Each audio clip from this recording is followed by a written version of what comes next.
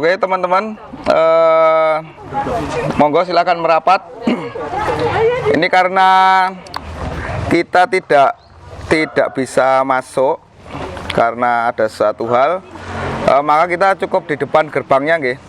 Nah ini kita sudah ada di rumah, di dalam Pangeran Hadiwijoyo, salah satu ketua dari Paheman Radio Pustaka dan putra dari Pakubuwono X.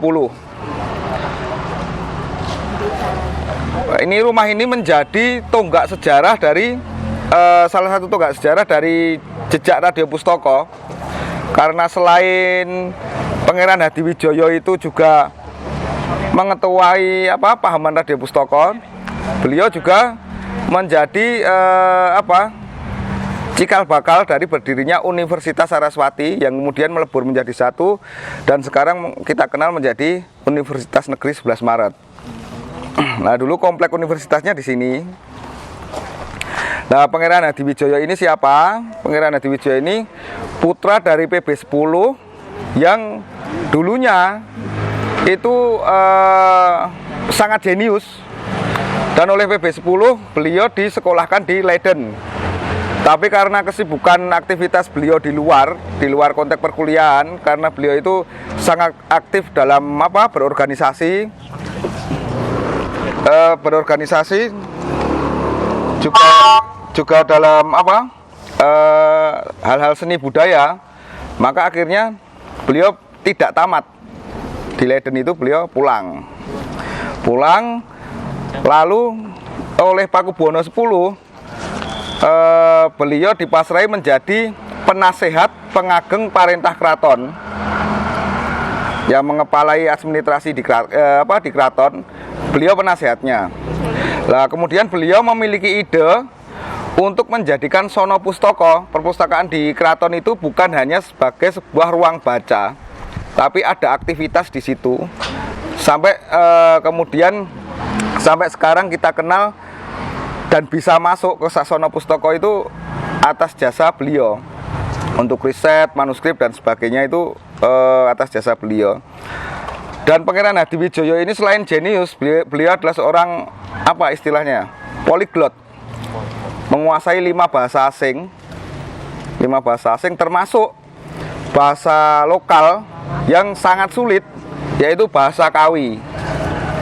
Beliau itu fasih sekali berbahasa Kawi.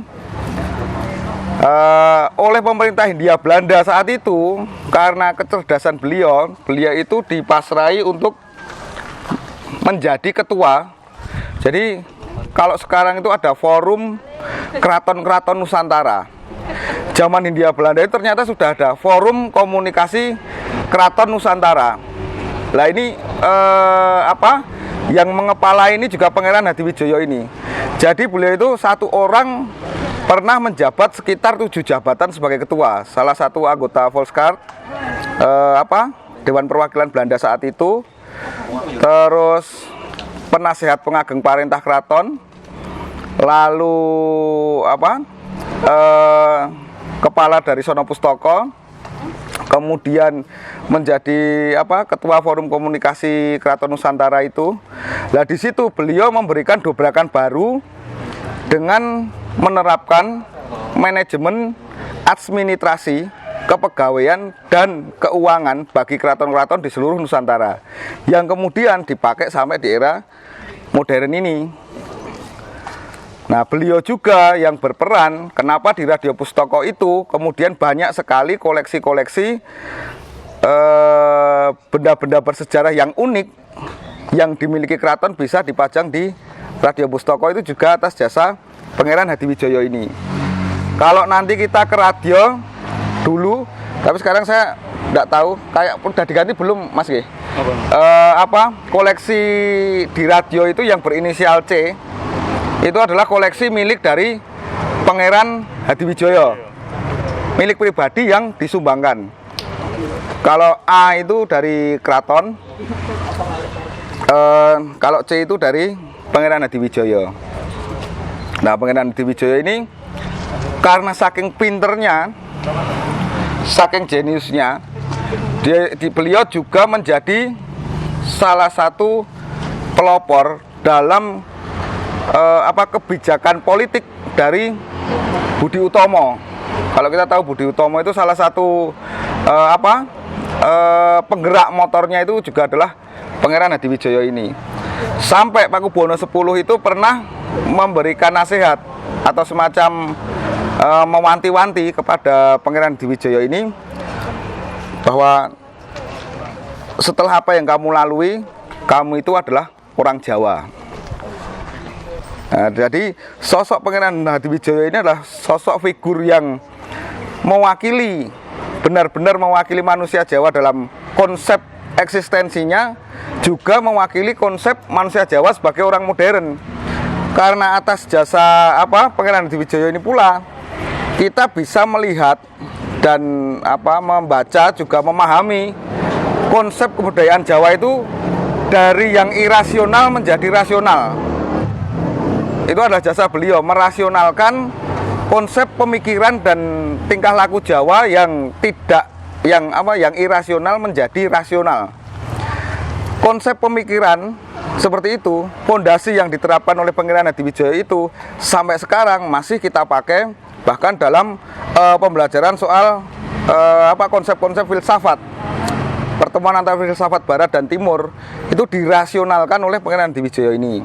Contohnya tentang penari Bedoyo Ketawang, tarian sakral di Keraton Kasunanan itu kan diyakini pada waktu tarian itu berlangsung, salah satu figur sentral dalam spiritual Jawa yaitu Kanjeng Ratu Kidul, penguasa pantai selatan itu turut hadir di situ. Tapi dalam tesisnya dari Pangeran Hadiwijoyo ini justru itu dibantah. Padahal dia orang yang lahir dan besar dalam lingkup tradisi itu. Dia membantah dalam arti tidak membantah tatanan tradisi tidak, tapi merasionalkan bahwa yang dimaksud kehadiran Kanjeng Ratu Kidul itu adalah seperti ini, seperti ini, seperti ini, seperti itu. Tadi saya juga mencatat hal menarik dari Pangeran Hadiwijoyo ini.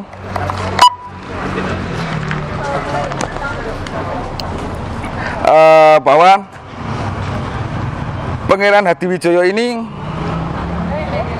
memiliki sebuah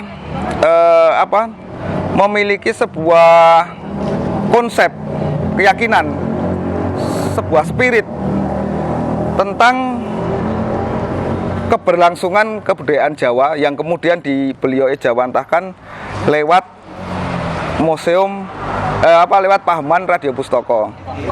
Jadi beliau sangat benar-benar sangat mendedikasikan, mewakafkan hidupnya untuk Radio Pustaka ini sebagai sebuah center ilmu pengetahuan dan akal budi khususnya manusia Jawa dan umumnya adalah warga masyarakat dunia.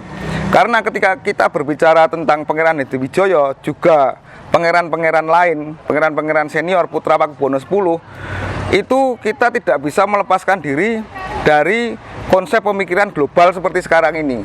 Karena para pangeran ini yang hidup di awal abad 20 ini ternyata memiliki sebuah pemikiran hebat yang terus kontekstual sampai sekarang kita bisa membaca karya-karya mereka sampai sekarang ini masih kontekstual. Apa yang diterapkan oleh Pangeran Hadiwijoyo bersama rekan-rekannya seperti munculnya ejaan Siwedari dan sebagainya itu adalah sebuah karya besar, sebuah hal monumental bagi keberlangsungan kebudayaan Jawa. Dan sebenarnya kita sebenarnya kalau bisa masuk itu bisa memainkan imajinasi kita, karena satu-satunya dalem di Keraton Kasunanan yang memiliki balkon itu cuma ini dalamnya Pangeran Hadiwijoyo ini dan juga Kusuma Bratan di sebelah barat alun-alun yang sudah rata dengan tanah itu. Kalau di Kusuma Bratan itu jelas kenapa dibangun balkon di situ, karena itu atas keinginan dari Pakubuwono X. Kalau sewaktu-waktu beliau menyaksikan latihan perang Watangan itu beliau lihat dari balkon. Tapi kalau di sini balkon ini dipakai untuk Pangeran Hadiwijoyo. Kalau orang Jawa tradisional meditasi. Kalau beliau membaca, itulah ruang baca beliau. Di bawahnya itu dulu ada perpustakaan. Dan satu-satunya dalam di dalam Pangeran di Keraton Kasunanan yang memiliki taman sari, sebuah taman air, itu juga adalah dalam Hadiwijayan ini. Sisanya itu tinggal ini. Kalau kita ke timur, notok ini ke kiri sedikit, ada pintu kecil butulan itu. Itu dulu adalah pintu masuk untuk ke taman air, Taman Sari, miliknya Pangeran Hadiwijaya. Tapi itu sekarang sudah tidak ada lagi. Dan di dalam juga bekas bangunan sekolahan Saraswati itu juga sudah runtuh semua, tinggal dalam utama itu. Dan kebetulan kita tidak bisa masuk. Mungkin lain kali kita bisa melihat langsung ke sana. Ini cuma ada kuncinya. Ya begitu teman-teman. Nanti mungkin akan kita bahas lebih lanjut lagi di museum. Selanjutnya dari sini kita akan ke rumahnya Panembahan Harjonagoro atau Gotik Sowan di utara Ngeblegan. Mekaten, matur suwun.